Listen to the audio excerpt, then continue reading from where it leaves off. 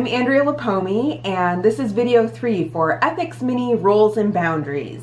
Ethics Mini Roles and Boundaries is a massage therapy continuing education course found at confidentmassage.com, and it covers NCB TMB Standard 5. You can go to confidentmassage.com to find payment instructions, quiz instructions, and to find a downloadable copy of the text that accompanies this video series. All right, so a continuation from video 2 where we were talking about transference and counter-transference. We have a couple more questions from people taking this course pertaining to this segment. So here's one. A client will text me after my office has closed for the evening to ask me to call him. This has happened more than once. What's up? Well, thank you for your question. So it sounds like this client is, let's just say he's texting late enough where it's obvious that it's past closing time. Let's just say he's texting you at 11 p.m. Quite obvious. And he's not telling you in the text what's going on. He wants you to call him. So I really hope that that you feel comfortable not calling him or texting him back at 11 p.m. when you get his text. You are going to be replying to him during your regular business hours at a time that works for you, where you feel you're in a good place to interact with this client. So let's say your office opens at 9 a.m. the following morning, and you have time at 9 a.m. the following morning to return his text. That would be the time to do it. So it could be that that's just his way, and it's kind of awkward that he's texting you to ask you to call him. Like, why doesn't he just call? But we'll give him the benefit of the doubt in round 1, right? So you want to be careful in this situation, because if this is a client that is exhibiting signs of transference, where he wants to try to push your boundaries or to see if he'll get special treatment, maybe you'll reply to him at 11 p.m. at night. That would obviously be something, special that you wouldn't do for everyone. So he may be testing the waters. He may be trying to push the boundaries a little bit to see how far he can go. That's another thing. Or he may just be thinking of it at 11 p.m., sending you a text, assuming you'll get it the next day. But it's obviously not optimal that he's texting you that late at night and then asking him to call you. Like, why isn't he just asking what he wants in the text? So I understand the confusion totally.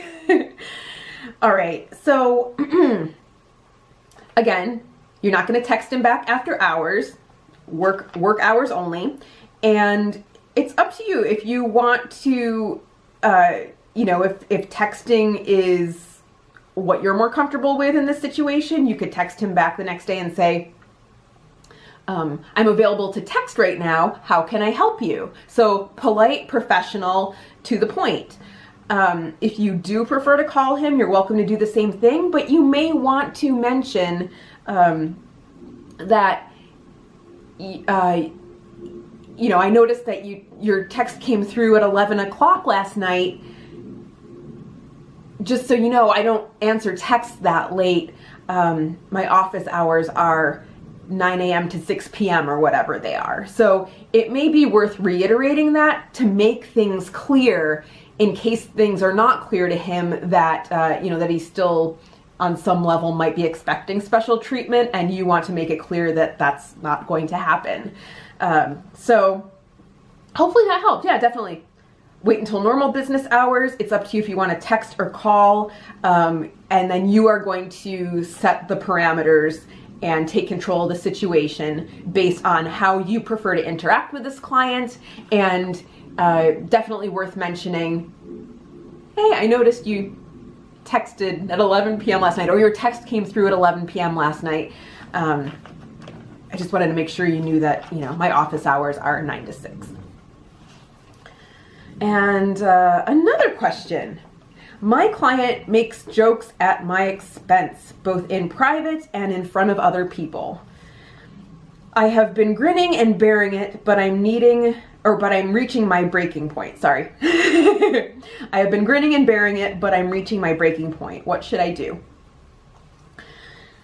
Thank you for your question. I think this is something that a lot of us have encountered, even in our personal lives, so I think a lot of us can relate to this. If it happens once in a while, I'm gonna give a lot of leeway here and say if it happens once in a great while by accident, somebody misspeaks or they don't realize how they're coming across, okay, maybe I can believe that that's a thing. But this makes it sound like this is happening over and over again, which is unacceptable. That's emotionally abusive behavior and it's not okay. So with this, we need to put a stop to this. It's inappropriate in private and it's definitely inappropriate in front of other people. So you may want to, next time this happens, or even before it happens again, and this may be because it sounds like maybe you're struggling with even the littlest bit of polite professional confrontation with this person. And I know confrontation is right up there with public speaking and fear of heights, right? We fear confrontation. And that's not really the way to look at this. The way to look at it is you just want to have a direct, likely brief conversation about an issue that is obviously having a negative effect on you. So I would say something either ahead of time or as soon as it happens again, don't wait, where you say something along the lines of, I don't think it's funny when you say that stuff about me. Or even better, the question why is a severely underused question, and it's amazing the information that we can glean when we simply ask why in a ton of different situations. So she makes a mean joke. Sally, why do you say things like that? That's not funny, it's actually mean. Or, Sally, why do you say that? That hurts my feelings.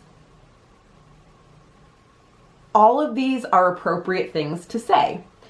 And it hurts my heart that you're putting up with, or that you're having to deal with somebody just being downright rude and mean to you. So that's how I would handle those issues. If you have any questions about anything in this course or in another course that I offer at confidentmassage.com, you can send me an email at helpinghands@confidentmassage.com and I'll get back to you as soon as possible. This, again, is video 3 in a series relating to Ethics Mini Roles and Boundaries. You can find more information about this course at confidentmassage.com, and I look forward to seeing you in the next video.